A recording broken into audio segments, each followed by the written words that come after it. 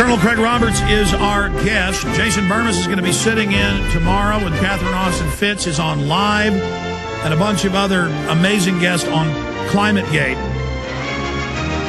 I got a big interview I'm doing tomorrow in Dallas. We'll be airing that later in the week, so I'm traveling to Dallas just for this interview. Going back to Colonel Craig Roberts. Okay, finishing up your Barry McCaffrey story. Go ahead. Well, when my nephew called, he said that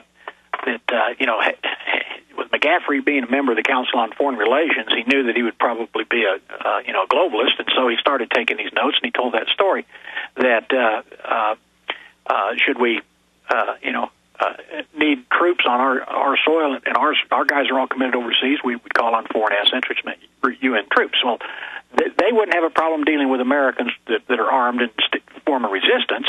And when I talked to Marina Porter, who was originally Marina Oswald, Lee Harvey Oswald's widow, she said, Mr. Roberts, she said, in Russia, she said when they had to deal with the people, with the army, she said they would take the troops from the north and they would send them to the south. And they would take the troops from the south and they would send them to the north. In other words, Ukrainians would go north and Russians would go to the Ukraine or Chechnya or something like that. He says, and then because of the culture difference and no one was related to anybody, they had no problems in shooting the people.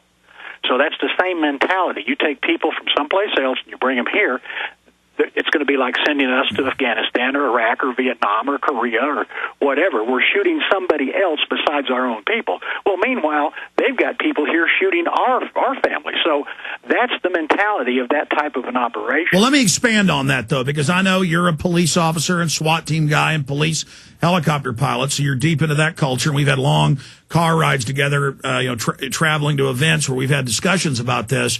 And the average police officer is just a good guy. Their family's in it. They get out of the military. It's the job they take. But the commanders, the system, take our Austin police chief. He took a federal grant. They passed a law at the state level. They take blood without warrants now. They just announced no more warrants.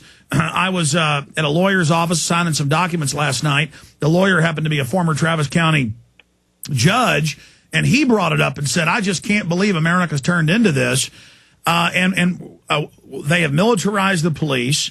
They have taught the police taser somebody if they even argue with you for 2 seconds.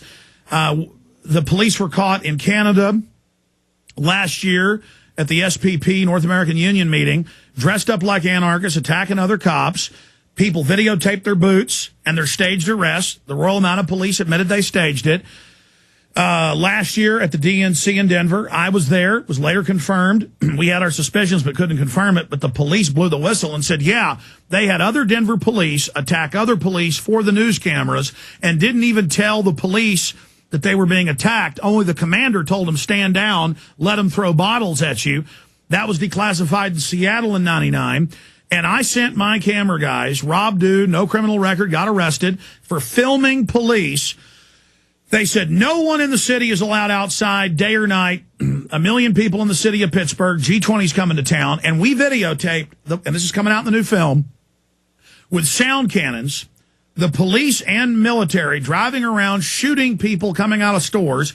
Old women with shopping bags would walk out during the day, nowhere near the convention center. Cops would come up with billy clubs and say, get back, you're not allowed on the street. And the old woman goes, I just was shopping. The police dog bites her.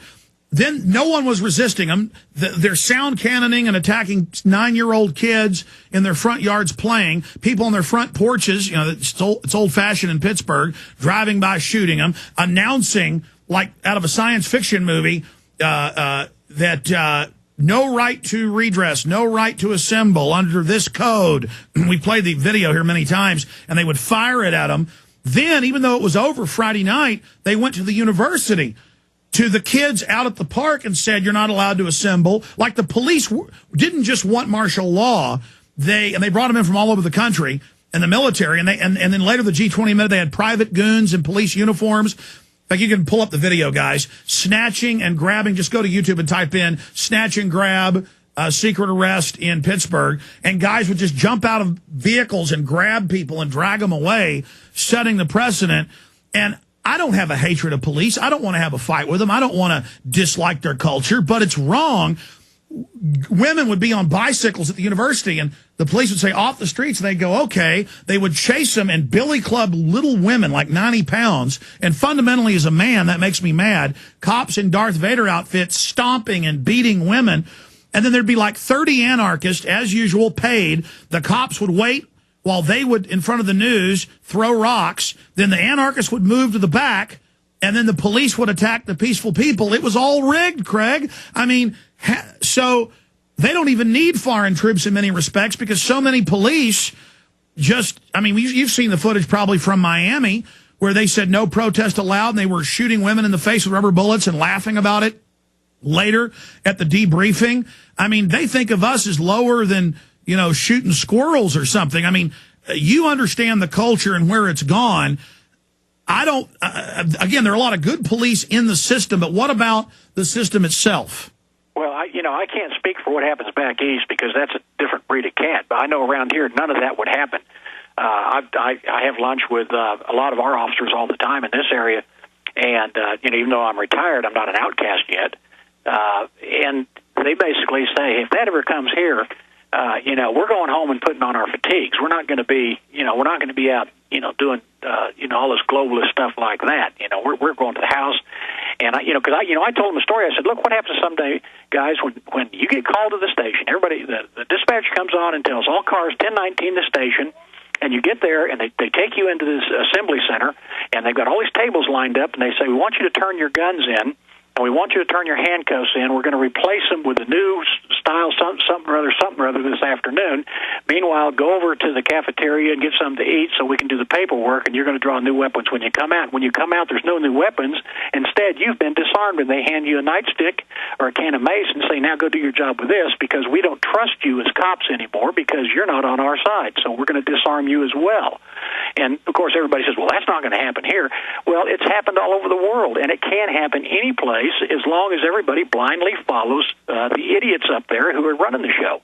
Our police chiefs around this country right now, a lot of them are being indoctrinated into this globalist mentality, into this very socialist anti-Second Amendment mentality. We got a chief in Tulsa that came in, and when he first arrived, they hired him off. He was the first chief of police of Tulsa, Oklahoma that was ever hired outside the department. He came from the East Coast. And when he came on board, the NRA sent him a complimentary free membership. And he walked into Internal Affairs, took that NRA membership with his aide de camp, another idiot, and they shredded it and laughed and said, what does the NRA think about this? And he shredded it like that, and everybody in Internal Affairs looked at him with a strange look, and he said, what's wrong? And he said, the lieutenant there said, Chief, do you realize that 90% of the officers in the Tulsa Police Department are NRA members? And he just kind of I didn't know that, and he turned and walked off. But that shows you the mentality of chiefs all across the country. Our hope lies in our sheriffs, because our sheriffs don't get hired by mayors; they get elected. And if we can elect the right sheriffs, the sheriff is the chief law enforcement officer of the county, and the sheriff is above the federal government operations in the county. He's above the mayor. He's above all the chiefs of police, and that's the guy you need to get in and support. Is a good, patriotic American sheriff. And if we can do that and keep that going, like Sheriff Mack and some of the others up there, Sheriff Craig and some of the others, then and increase those numbers, that's where we're starting the grassroots. Well, I mean, you brought up history, and what, for those that don't know, you obviously know this, but in these control grids, fascist or communist, all command and control, they first create special paramilitary units like SWAT teams, which you've been a member of.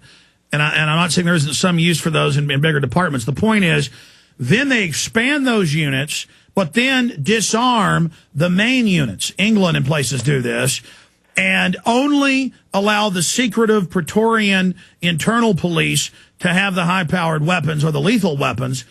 And there is an agenda in this. I've noticed when the media likes to demonize local police for things they do wrong, but then the feds are always billed as the saviors who come in and federalize things and then make departments put in the chiefs they say, and then bring in the hate laws and turn the police into political officers that spy on everybody else. And that's now the conversion we're seeing. I mean, did that upset any of your cop buddies when they found out that the MIAC report and Homeland Security reports, I guess they'd also been seeing them, said that veterans were the main threat to America?